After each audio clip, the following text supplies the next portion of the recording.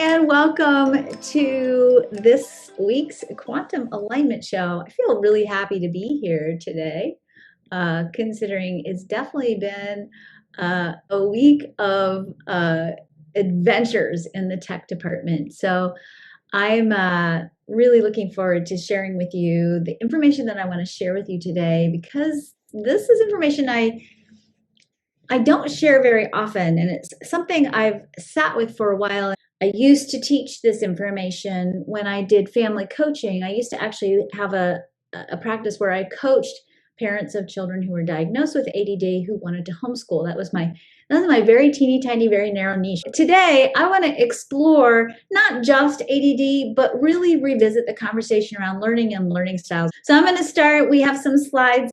We're going to do something a little bit different today because there were so many possible slides I could have created, because there's so many things in the chart that we want to talk about that I'm going to kind of bounce back and forth a little bit.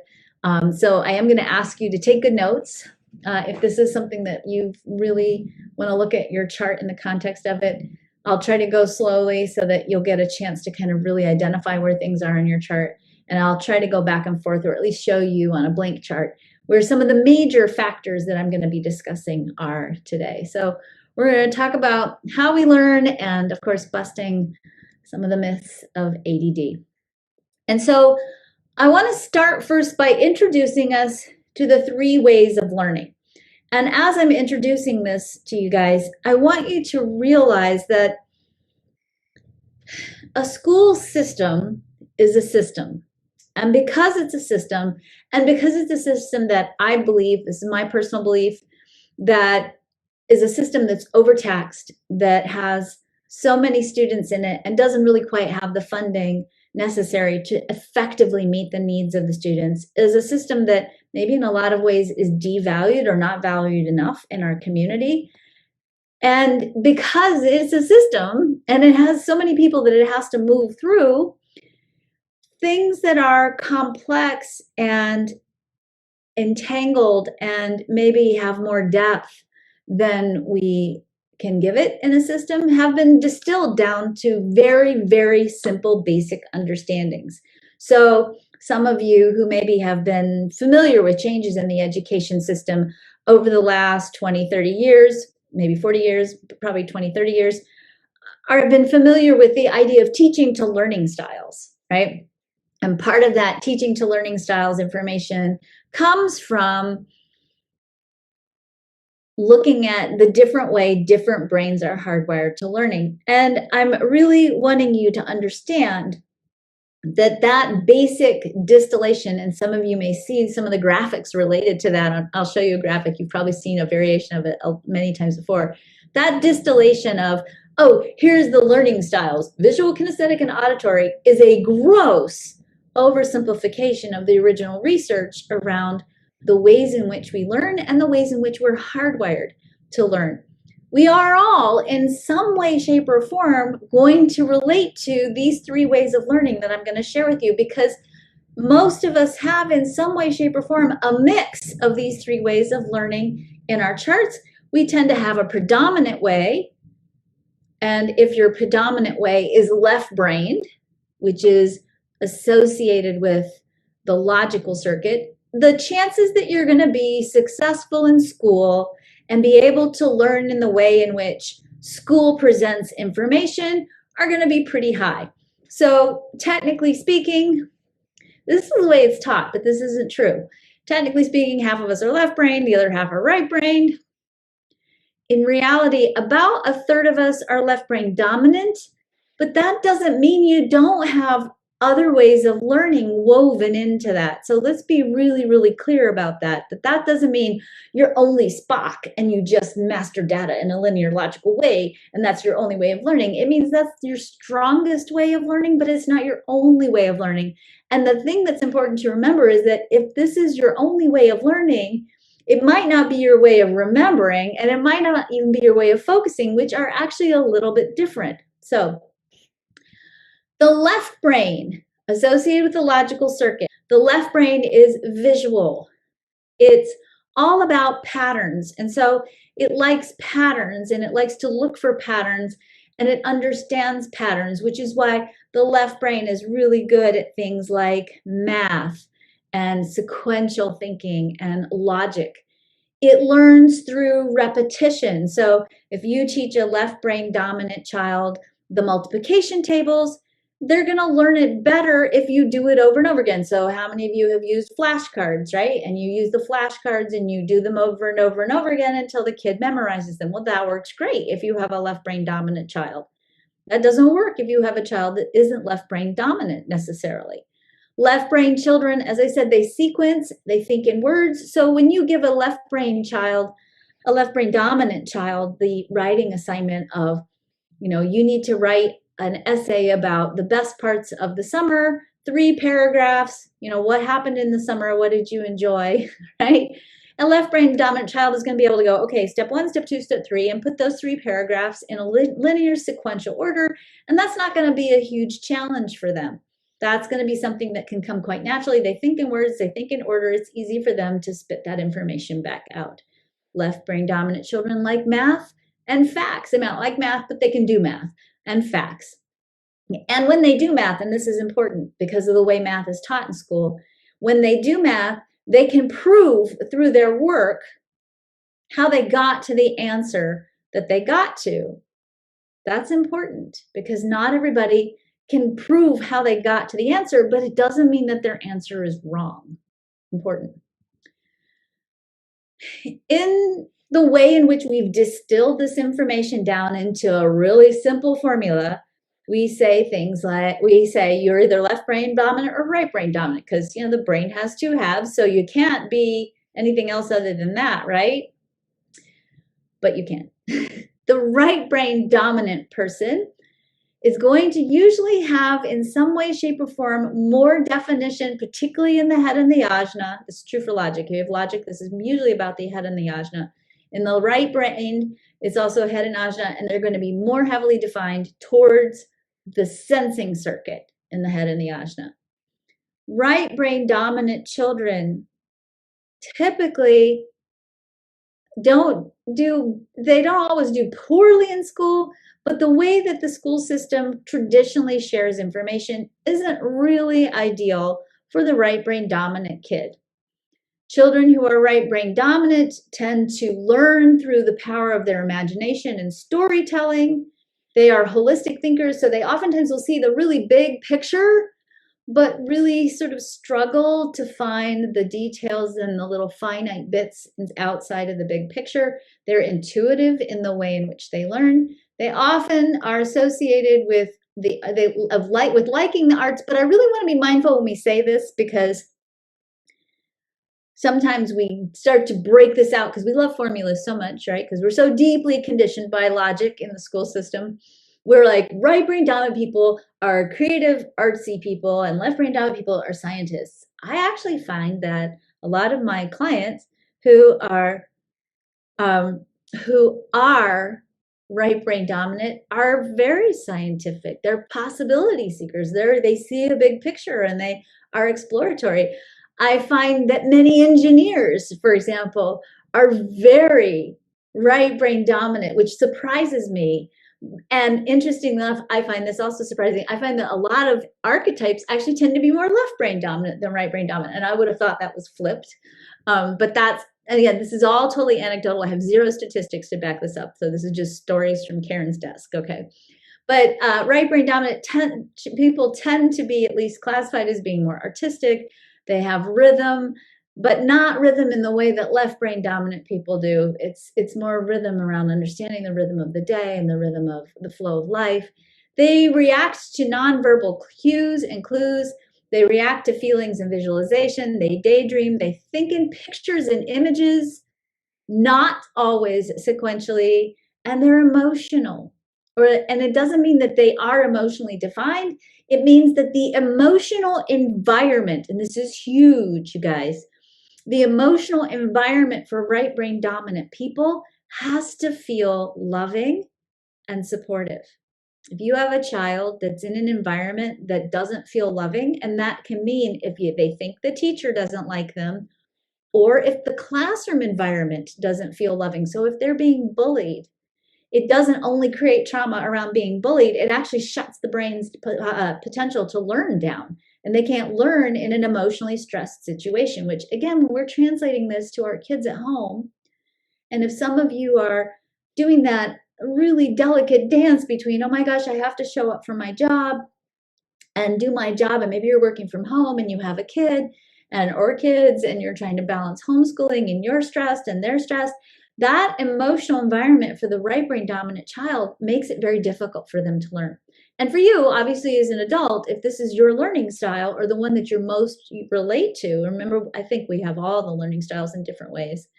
If your emotional environment is intense, you can't learn. It's very difficult to learn when you're right brain dominant and your emotional environment is intense.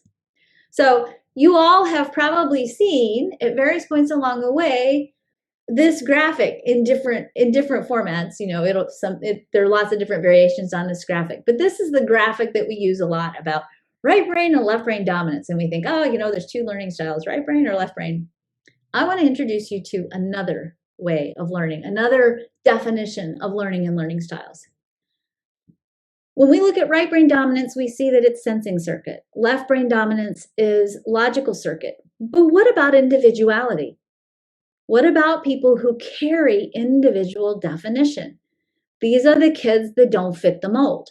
These are the kids that the teacher doesn't know what they're doing and why they're doing what they're doing, that have their own path. The teacher oftentimes is trying to struggle to figure out what do I do to give this kid that it's going to interest them, or how this is going to work for them. This individual circuitry that has the role in the world of creating change. These are children who carry within them the code, and adults too. This is all of you guys, probably in some way, shape, or form. You carry within you, with individuality, the code that brings transformation and change to the world. So by nature, by definition, people who have a lot of individuality are here to be different. And we tend to classify that differentness as problematic because, again, this isn't about teachers, by the way. I'm definitely not slamming teachers. This is about the system. The system has a large group of people that you're ushering through it. And you don't have room in the system when your goal is to get them from September to May to deal with that one kid that doesn't fit in, that isn't following the protocol and isn't doing all those cool things that you thought you could give them to do that would entertain them to keep them busy so they wouldn't be doing something else that might be distracting or disrupting the class. Here are some, and I say some because it's not inclusive, okay? This is just a loose summary. Sorry, I have to move my screen so I can see the rest of the slide. A loose summary of some of the traits of giftedness. Giftedness involves developmental differences in abstract reasoning, emotional sensitivity, and intensity. It's the experience, oftentimes, of feeling like an outsider. Can be observed in very young children, can be documented on measures of general intelligence, but oftentimes they have something about them that is not really fitting in with the standard metrics, right?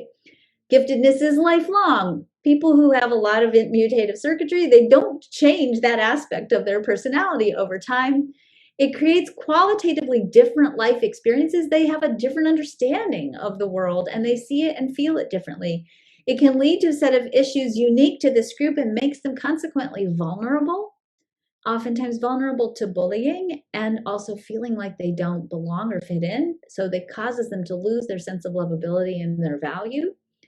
Indicates significantly different needs from the norm and requires early identification, intervention, and accommodations to assure healthy development. Now, I want to talk for just a second because when we talk about giftedness in children, what usually happens in the school system, because it just blows the system apart, right? When you get these little mutants in the school system, what we tend to think of as giftedness is, oh, he's really smart or she's really smart. So instead of putting them in a program that supports them in facilitating the growth of their unique gifts, we put them in a program that's academically accelerated. And we think, oh, that's giftedness.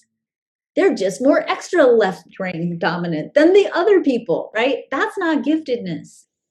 That's not giftedness. And so I think it's important, especially when we are either serving as advocates, as parents, or we are advocating for ourselves in whatever way we learn, or we're healing our own wounds that maybe we've experienced in the school system. And we're trying to create an environment that really supports our children in becoming the full expression of who they really are in the world. We have to look at the definition of giftedness and what we can do to support children who experience or express giftedness in order for them to begin to cultivate these aspects of their personalities in such a way that they become genuine gifts that they can then give back to the world as those transformative global change agents that they are. By the way, I am not saying that left brain dominant and right brain dominant children are not gifted and individual circuitry is. I just think we need to reframe on this third learning style, because this is a learning style that in many, many cases really isn't getting their needs met in the school system at all. And these are the kids that we tend to start labeling with some kind of diagnosis.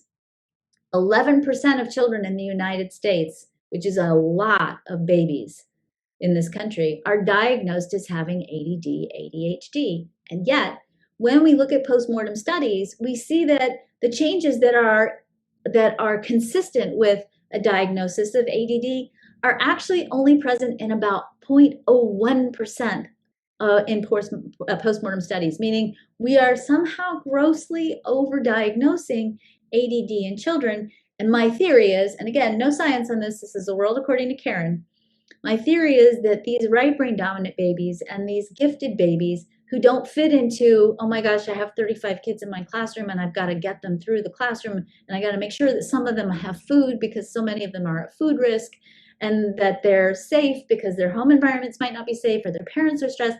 When the teachers are just trying to get the kids from point A to point B every year, they can't necessarily always be able to find strategies to really work with these kids.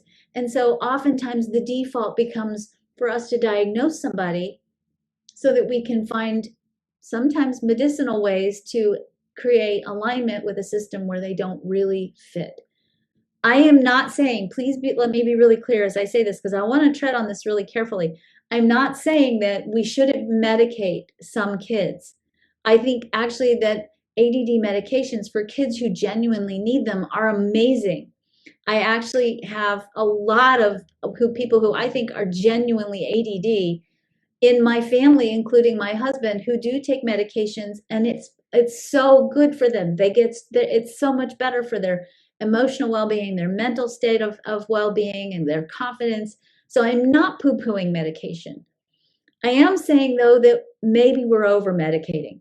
Maybe when we look at the numbers and we start to look at, we're trying to jam kids into a system that's not working, and then the way we get them to fit is to overstimulate their brain so they can't process sensory threshold anymore, so they stop being a problem in the classroom. That's a problem. And that's a problem that ultimately is not allowing us to support these children in cultivating their gifts and their strengths, and that creates trauma.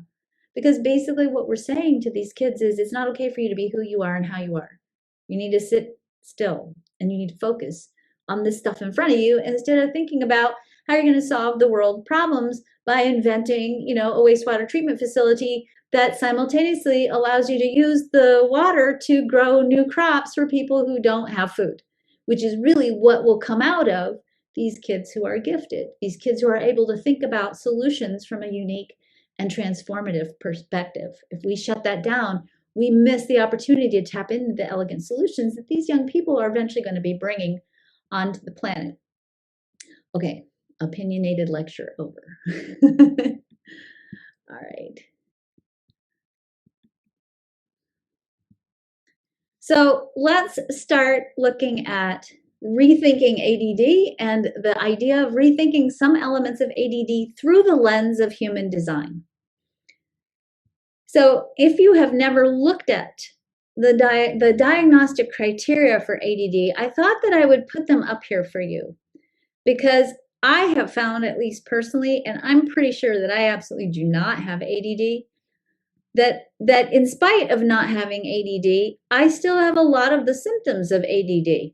Some of those symptoms are directly correlated to the symptoms of menopause, by the way, just in case you were wondering. A person with ADHD inattentive type has most of the following symptoms, excluding situations where the symptoms are better explained by either other psychiatric or medical conditions.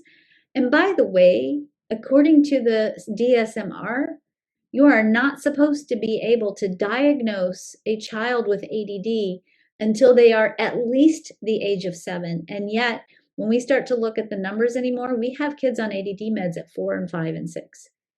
The brain is too immature to assess. I'm going to give you another really interesting statistic that breaks my heart. If you have a child who is on the younger end of the bell curve of age in their classroom, the youngest children in the class, those are like the April, May, June babies, July babies, August babies. The youngest kids in the class have a 60% higher chance of being diagnosed with ADD. Who knew that ADD was an age-related issue? But apparently it is. And the issue is really, these are kids that are going to be on the outer edges of the developmental spectrum in the classroom and consequently can't always adhere to some of the things that are happening in the classroom because they're not mature yet. And when the brain is not mature yet, particularly when it's really little, we can't diagnose ADD because the brain, all the parts of the brain haven't synced up yet. So people with ADD can be easily distracted, miss details, forget things, and frequently switch from one activity to another. They may have difficulty maintaining focus on one task. They become bored with a task after only a few minutes, unless they're doing something they find enjoyable. They have difficulty focusing attention on organizing or completing a task. They have trouble completing or turning in homework assignments, often losing things, like pencils, toys, assignments, or in my case, my keys or my cell phone, needed to complete tasks or activities. Appear not to be listening when spoken to. They daydream, become easily confused, and move slowly. They have difficulty processing information as quickly and as accurately as others. They struggle to follow instructions. They may have trouble understanding details and overlooking details. So what we're going to do in this next section, oh, sorry, I'm not done. They can also, these are the adjunct symptoms here. So this is the major symptoms. These are the adjunct symptoms. They need to have this as well. Fidget or squirm a great deal. Talk nonstop. Dash around, touching or playing with anything and everything in sight. Have trouble sitting still during school dinner or while doing homework. Be constantly in motion. Have difficulty performing tasks or activities. They may be impatient. They may blurt out inappropriate comments, show their emotions without restraint, and act without regard to consequences. Have difficulty waiting for things they want or waiting their turn in line. And they often interrupt conversations or others' activities. So what I'm going to do now is I'm going to go through not this particular secondary sheet, but I'm going to go through this first sheet, the major diagnostic criteria. And I'm going to point out where these might show up in a human design chart. And when I'm done going through all of these, I'm going to actually come out of the slides. I'm going to shift to a chart generation system, and I'm going to show you specifically on the chart where some of these things may be. So I just wanted to add this one at the beginning. So remember that on our second sheet, having difficulty waiting for things they want or waiting for their turn in line. I just want to throw this in here because part of why I laughed about this is because in my world, in Karen world, I tell people all the time, all 5 types, when I do a human design reading, you're here to wait. The manifester is here to wait for that inner alignment that comes when they get that, whatever that signal is in their own story, in their own inner hardwiring that tells them now is the time to initiate. The generators and the manifesting generators have to wait to respond. The projectors have to wait for that invitation and or recognition. And the reflectors have to wait out that full lunar cycle, right? Every single person who I explain to them, yeah, you need to wait. Waiting is what you need to do to get what you want. Every single person is like, what? I don't wait for anything. I always go do things. What if I get an idea and I just think it's time to go do it? What if spirit tells me I'm supposed to go do something? Everybody's got a question about how they want to dink with the whole waiting thing. We're all waiting on a certain level, and truly being able to wait is just as hard for kids as it is for us as grown-ups. So this is really, I think, more of an issue of impulse control rather than being able to wait.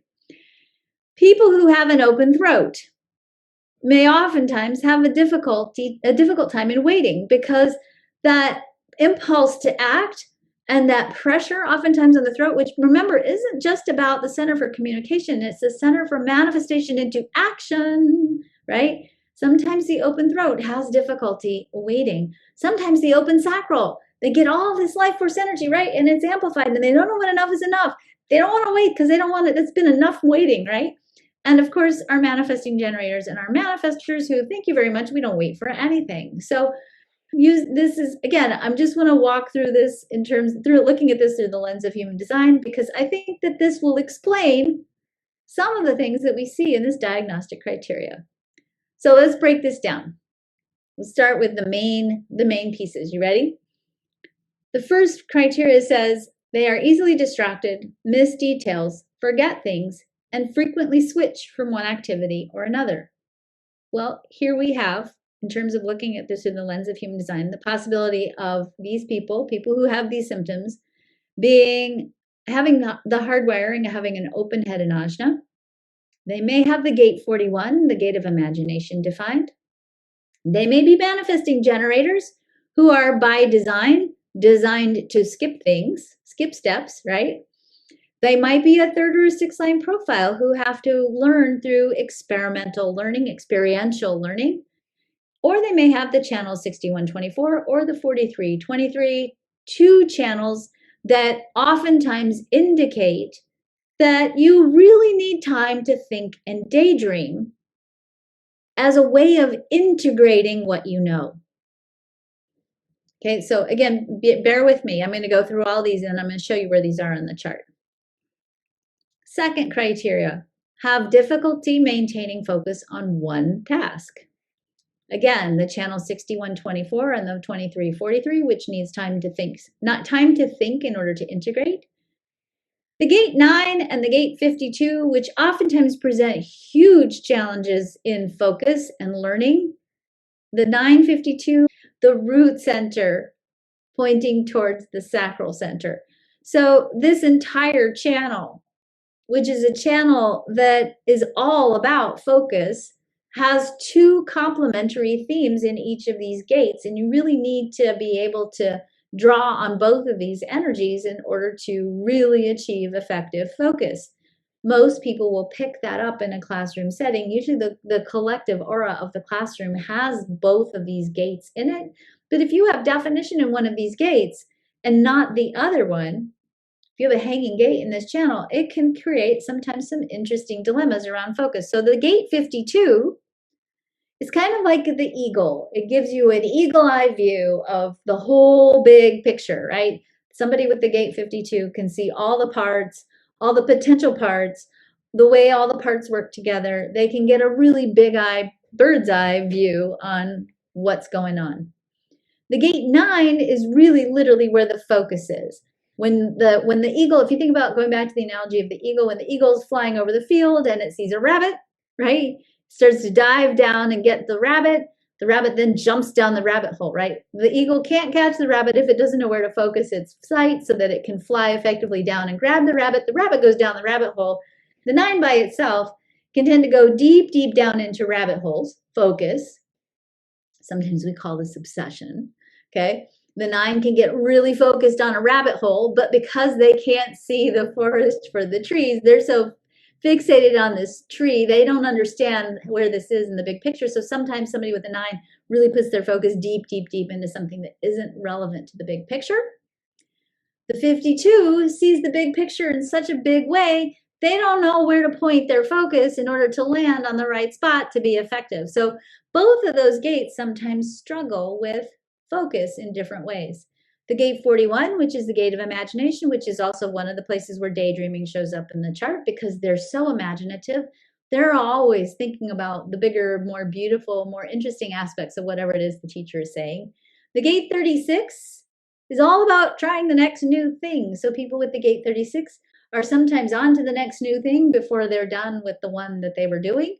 The gate 53 is the energy for starting things, but not always the energy for finishing things. So kids with this energy will often be really good at getting it started, but then not always so great at getting it finished. That's really problematic when it comes to turning in your homework on time, right? Manifesting generators, oi, the judgment we get from not picking one thing and sticking with it. Manifesting generators are not supposed to pick one thing and stick with it. A third or a sixth line profile is going to learn through experimentation and exploration. And of course, open-headed ajna, which is like 70% of us, sometimes have difficulty maintaining focus on one task. The next criteria, people with ADD become bored with the task only after a few minutes unless doing something they find enjoyable. I don't even know what to say about this one. Okay, so back to the gate 36, which can get bored. And when it gets bored, it goes off and does the next new thing. And all the generator types who are designed to respond to the things they love and not do the things they hate. Because when they're forced to do the things they hate, they cut themselves off from their inner authority and their life force energy, right? I'm not even going to go into that one. Have difficulty focusing attention on organizing or completing a task. Again, open head and ajna. Sensing circuit doesn't put things in order. They see the big picture. They're sensual. They see the story. They're holistic thinkers. And individual circuitry people, also, they don't put things in order. This whole idea of being organized and completing a task is a very left-brained criteria. The gate 53, as I said, is the gate of starting things. Somebody who has the gate 53 defined with the 42 open is going to have difficulty finishing what they started. And so we say, oh, well, you're not organized. Maybe it doesn't have anything to do with organized. Maybe it has everything to do with they're not good at finishing things. People with the gate 42 and the 53 open, this is a root center energy, by the way, that comes from the left side of the root towards the sacral center. The gate 42 is not so great at starting things, but really good at finishing things. And so oftentimes these are the kids that are sitting and kind of going, what am I supposed to do again? What am I supposed to do again? Because they don't have the energy to get it started. Again, the channel 6124 and the 4323 have got this imagination, dreaming, thinking need. They need time to think, because if they can't think, they can't figure out what it is they're supposed to be doing and get organized. They need that integration piece that comes from thinking. The gate 52 and the gate 9, we just talked about that. That's the focus piece. The manifesting generators, again, is it really that they're not organized or focused, or is it really that a manifesting generator needs to do 3 or 4 things simultaneously, and probably 1, maybe 2 of those 4 things will actually bear fruit and the others will not? Because part of why the manifesting generator is doing what they're doing is because they need to burn off all the extra energy they have. So that extra doingness keeps them busy so they don't fry their thyroid, basically. And of course, a third or a sixth line profile has to experiment and explore. Have trouble completing or turning in homework assignments, often loses things like pencils, toys, assignments, and needed to complete tasks or activities. Again, the gate 53 or the 42, difficulty starting, difficulty finishing, open head and ajna, and of course, our poor little manifesting generators. So you notice how many times they show up on the list? I want to say that when I used to coach people, parents of children who had ADD, I think I had one kid who was a manifester. I never had an ADD client who was a projector. Not saying that there aren't any, but I'm saying it wasn't the most typical. It was most typically generator types who were diagnosed with ADD, which I thought was really interesting, because in the beginning, when I first learned human design, I thought for sure it was going to be all the open sacral people amplifying all that energy and not being able to sit in the class. But it was actually the generators. And I think part of what sort of, this is again, totally anecdotal, not scientific, but when I have 5 children, as you may know, 4 of my children are in their 20s. One is almost 30, which blows my mind.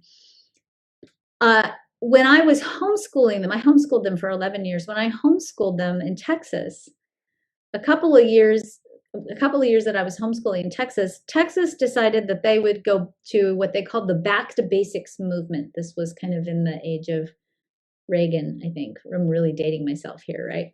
So during Reagan's administration, there was a whole back to basics movement in the government and in the education system. And so one of the things that they did was they amped up the amount of academic learning that was going to be happening in the classroom, and they eliminated recess. And when they eliminated recess, my kids and I would go to the park to play after we were done with our lessons for the day.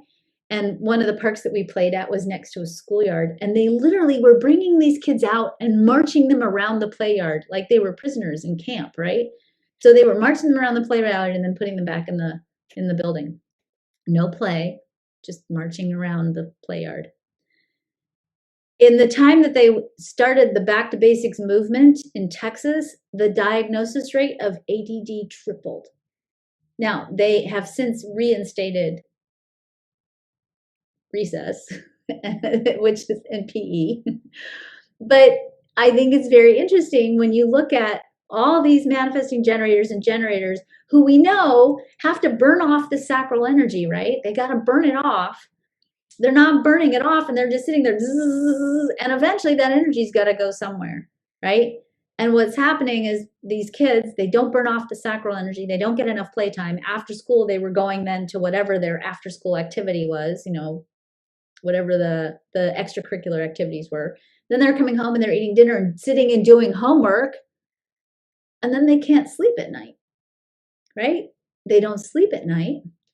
When you don't sleep at night, this is true for adults and children, when you don't sleep at night, it messes up your body's ability to produce serotonin. Serotonin is a chemical that is part of the chemical complex necessary in the brain for focus. So if you get chronically sleep deprived, you lose your ability to focus. We all know that, right? When you're really tired, you have to go have a cookie or a cup of coffee or something, right? Because you need to raise your serotonin levels so that you can focus a little bit better. So what happens with these kids is if they don't get enough physical activity and they're trying to go to bed and they can't go to bed and they can't sleep, then their serotonin levels drop. Their ability to focus gets even worse. They start having problems not only with focus, but with emotional reactivity. Bedwetting, by the way, in older children is actually a symptom of low serotonin in children. In teenagers, what ends up happening is they get sleep deprived. Then they get out of school. And I don't know if you've ever lived next to a Starbucks next to a high school, but they like pour out, this was olden days, pre-COVID days, right? They pour out of the high school into the Starbucks and they're drinking all these super sugary, high caffeine drinks in the afternoon to prop themselves up, right? And then now they can't sleep because they're oversugared and they're overcaffeinated, and it starts to happen. It just gets into a vicious cycle. So when I used to coach parents of children with ADD, one of the primary things we did is we explored sleep patterns in the family, and we got everybody to get on a good sleep pattern and a good exercise pattern so that all these kids could get their extra energy burned off and that everybody was sleeping better. And it was always interesting to me how after about 4 or 5 weeks of really good sleep, all the problems, all the challenges in the family started to go away. People started to get along better. The focus issues improved. The power struggles over homework started to disappear. It was like a whole new family emerged once everybody started to get good sleep. It seems so basic, right? Eat healthy food. Don't drink a bunch of sugar and caffeine in the afternoon. Get some exercise and make sure you're in bed on time so that you get good quality sleep. Super important. I personally have some concerns about these kids being in front of the screens all day long, because what we also know is that when kids are in front of this blue light, and for some of you, you may also know that the EMFs, the electromagnetic frequencies from the screens, can disrupt the body's serotonin production and brain function, and it can make it difficult for kids to go to sleep at night. Kids especially, this is true for adults too though, we need to not be on screens at least 2 hours before bedtime because our bodies need that space to be able to sleep effectively and to get good high quality sleep. When we get good high quality sleep, we feel better, we function better, our anxiety levels go down, we're more creative, our serotonin levels go up, we feel happier. And certainly in a time when there's so much stress in our environment and in the world right now, it's so simple to think that, oh, maybe get off the computers a wee bit before bedtime. and try to get some good sleep if you can, and maybe sprinkle in a little exercise if you need to, if you're a generator and you're not burning that energy off, so that you can sleep better and increase your serotonin levels and be more resilient and adaptable to whatever it is that's going on. Next one. Appear to not be listening when spoken to. Individual circuitry is internally focused. They have an internal auditory process. So any of you who are gifted by design, you process and learn from your internal reflection, from your integration, from all of that processing internally. When that's happening, you oftentimes can't hear, especially if you have the channel 4323, which we oftentimes refer to as the channel of not listening. And it's not that people who have this energy aren't listening, it's that they're thinking. So if you love somebody with this channel, which I'll show you in just a minute, and you're like, let's say they're your kid. This is my daughter. She has this in her sun and earth, right? Her conscious sun and earth. When you say their name and they're like checked out because they're thinking, and you're going, hey, hey, hey, and they don't hear you, don't yell louder. Go up to them and touch them gently on the shoulder and get their attention. They're not ignoring you. They're processing on the internal plane. The sensing circuit also can't listen when spoken to, especially if somebody's yelling at them, because remember, in the sensing circuit, if the emotional energy is uncomfortable, and this is true whether it's defined or open, this isn't about open centers, it's about the circuit. People with the circuit are very dialed in to emotional energy. And if the emotional environment is, if somebody's yelling at you, hey, you can't hear because you start to shut down.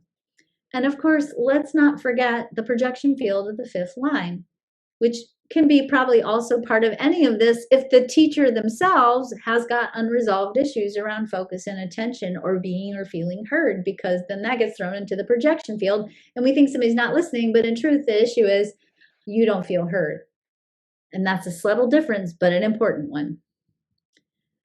The next one, they daydream, become easily confused, and move slowly. Again, that's the gate 41 or the 61, the sensing circuit. Emotional learning, again, remember when the emotional environment isn't supportive, people who have a lot of sensing circuit or who have emotional definition sometimes become confused and they move slowly because they're afraid. Their learning has shut down. Defined root, if you have a defined root, it has pulses and it pulses on or pulses off. And sometimes when it's not on, there's nothing you can do to get the energy moving. So of course you're moving slowly. And the open sacral, when it gets overstimulated, can become confused and shut down. It's too much energy and it's hard to process and think and learn when it's overstimulated. Has difficulty processing information as quickly and as accurately as others. You know, I just want to throw in here, as I say this, accurately is sort of the buzzword here for the third and the sixth line profiles. Remember, if you are a third or a sixth line profile, you are designed to learn through experimenting and exploration. You are an experiential learner, which means you're not always going to get it right the first time, and that's an important part of your learning process.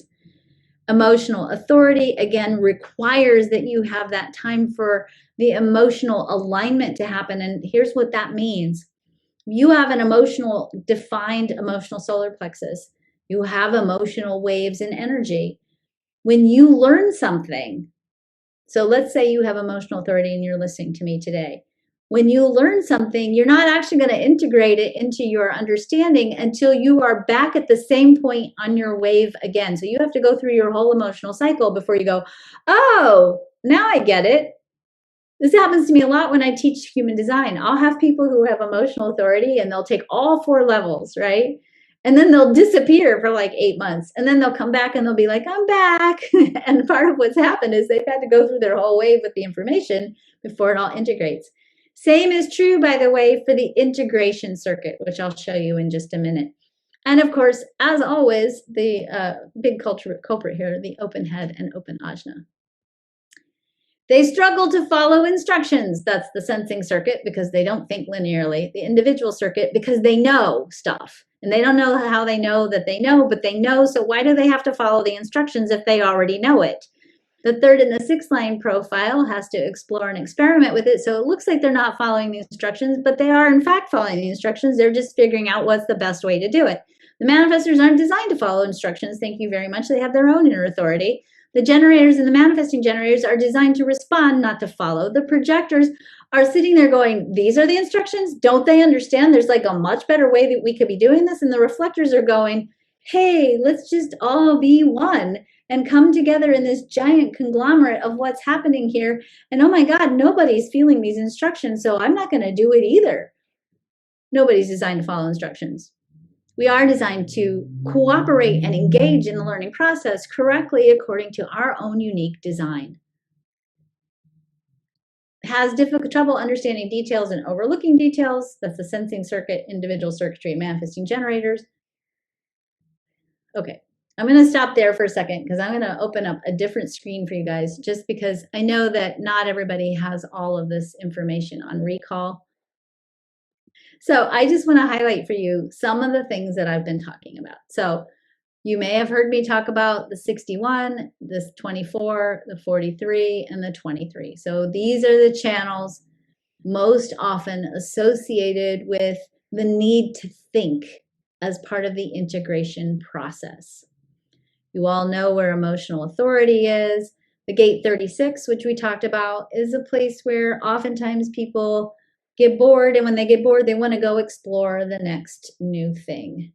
The gate 41 is the gate of daydreaming. That's also sometimes associated with ADD, also associated with extreme creativity.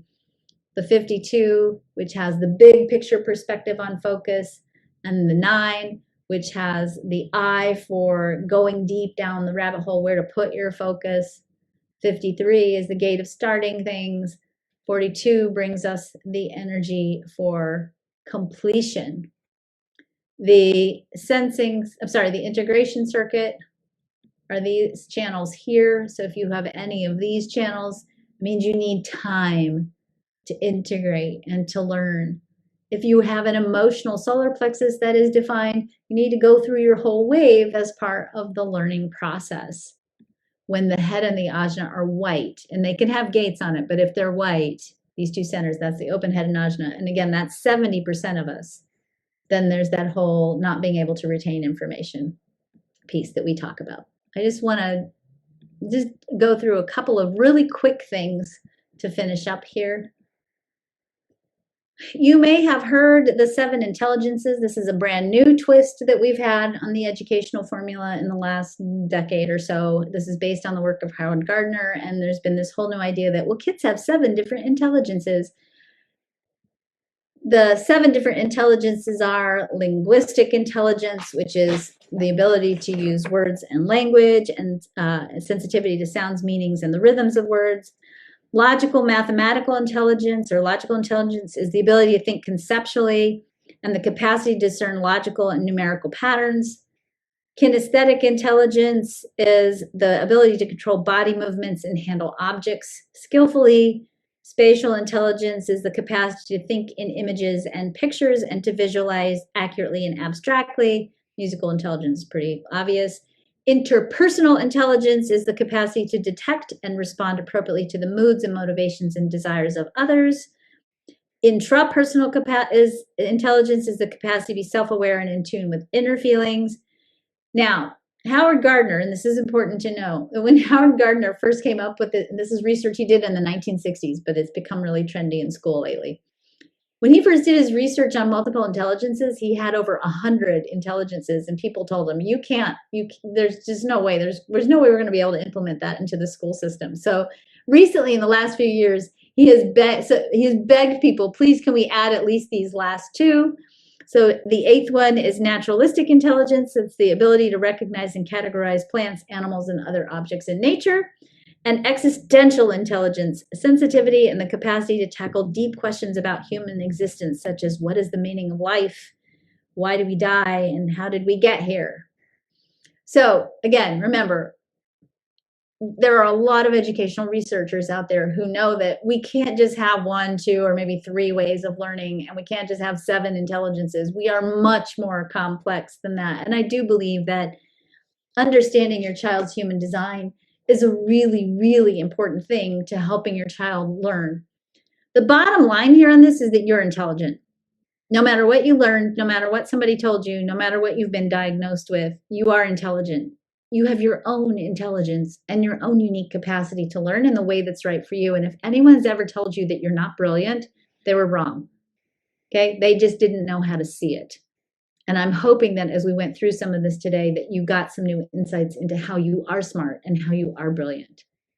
I want to end with just some little quick hacks, and these are not by any means inclusive, things you can do to enhance your child's ways of learning if you are at home distance learning with your kid. First of all, know yourself and know your student. Remember that your human design impacts your child's human design. And I might also add with that, know your own attachments to the outcome. Some of us have a lot of deep parental attachments to our children doing well in school because it becomes a marker of how well we're doing, or it becomes a marker of the hope that, oh my God, my kid is going to grow up and be okay. When we can let go of attachments and we start to see our children for who they are instead of being attached to, oh my God, or what grade are they making? That space that gets created creates a lot more room for that child to step into their gifts.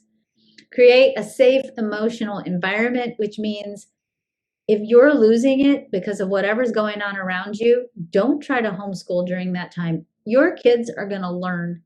And they're going to learn, even if we have 2 or 3 years of wonky schooling, they're going to be able to catch up. The brain is highly malleable. Your children are brilliant. You're brilliant. Everyone's going to catch up. So don't let these storylines around. There's going to be this giant gap and we're all going to be not brilliant. It's not true. The kids will catch up. You know, I homeschooled my kids and all of my kids learned to read on their own time frame. My oldest son learned to read, taught himself to read with assistance, obviously, when he was 9. He went from not reading to reading The Hobbit and The Lord of the Rings within 3 weeks. Okay, your kids will catch up. Teach them in multiple ways. If they're not learning the way that the teacher is teaching it, and especially over Zoom, and my God, some of these teachers are having to do double curriculum. They're teaching in small live circumstances, and then they're doing online lessons as well. And it's just difficult sometimes to translate the material over Zoom or whatever format your kids are stuck in. So don't be afraid to stray wildly from the curriculum and find the way that best supports your child. Again, the assessments and all those pieces will fall into place eventually. Focus on the O. This is a concept that comes from Rudolf Dreikurs, who was a child development specialist and an educational psychologist in the 1950s and 60s. He was a contemporary of Maria Montessori. He had a lot of conversations with teachers about encouragement and teaching children to really grow around the areas in their life that are working. And one day he was doing a walkthrough in a school with some teachers after school, and there was a teacher sitting there working on grading the papers of her students, and she looked up at Dr. Dreikurs and she said, what if there's just nothing about this child that's good? And Dr. Dreikurs took the paper out of her hands and he looked at the paper she was grading very careful, and he said, right there on this page is a perfect O. Always find the O and focus on what your child is getting right, because that creates not only a safe emotional environment, but it also allows them to move their focus into expanding in a way that feels good and gives them confidence. Minimize screen time and maximize outdoor time. These kids are sitting in front of these screens for 6 hours, sometimes even more. My daughter sits in front of a screen and then she goes to 2.5 hours of Hebrew twice a week, which I put the kibosh on. Because we have lots of scientific data now that shows when kids are sitting in front of a screen, it changes the way their brain functions. And it makes it more difficult for them to learn. So don't be afraid to say, we're having tech difficulties today, and go turn it off and go outside. They'll learn more integrating outside than they will sticking their nose in front of the screen. Make sure you create enough time for them to move and groove the body. They need to move, and a lot of kids need to move to integrate information, especially our generator types. Have a lot of art supplies available if they get stuck or jammed up, especially when they're like really trying to work on math. Take a break and go do an art project instead. Keep index cards and post-it notes handy, especially for your right brain dominant children. That way, if they're trying to organize whatever their thoughts are, they can write all their thoughts out on index cards, and then they can shift them and move them around until they get the order that they want them in. Because remember, sequencing is hard for your right brain dominant children. For right brain dominant children as well, remember the sensing circuit is over on the solar plexus, is not associated with the timing of the spleen. So people who are right brain dominant need to not be operating under time pressure, because time pressure stops the learning process. So eliminate time and timing and pressure around timing. You have a lot of plants and animals in the environment, if you can, animals in the environment where your kids are learning. That energy of the plants, there's a lot of research that shows that when kids are around plants, it actually changes their energy and their focus. Kids who have pets can also manage the emotional intensity by hanging out with the dog or the cat for a while.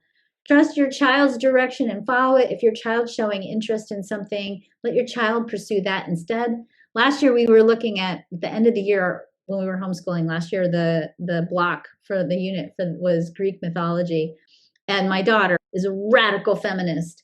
And so we very quickly ditched Homer and studied women in ancient Greece, which there weren't that many, but we did. Feed your children good, healthy food because it helps them sustain their learning, especially make sure they get good essential fatty acids. Seek support if you need it. Know where your child is developmentally. Give your child more time to play than you think they need, because they need a lot of it. Craft agreements together with your child so that you can get them to agree to things according to their strategy. If they have the gate 5, they need rhythm and consistency. If they have the gate 15 and or emotional authority, they need to follow the flow. Mistaken motivations. I'm going to do another show on mistaken motivations because it's a topic that's kind of come up lately, but basically every energy type has energy needs. Know how to help your kids get their energy needs met. Just real quick, I do find that there's a relationship between the gate 64 and dyslexia and the gate 22, because dyslexia, I find it's a very sensing circuit issue, and it tends to be in the ability to translate the visual images into language. And that's the correlation I see, definitely not causation. So that would be part of what I might throw in there to you. All right, thank you all again for joining me. I hope I gave you at least some insights on some of the questions. I want you all please to walk away from today remembering how brilliant you are. Yeah, go outside and play. Go be well.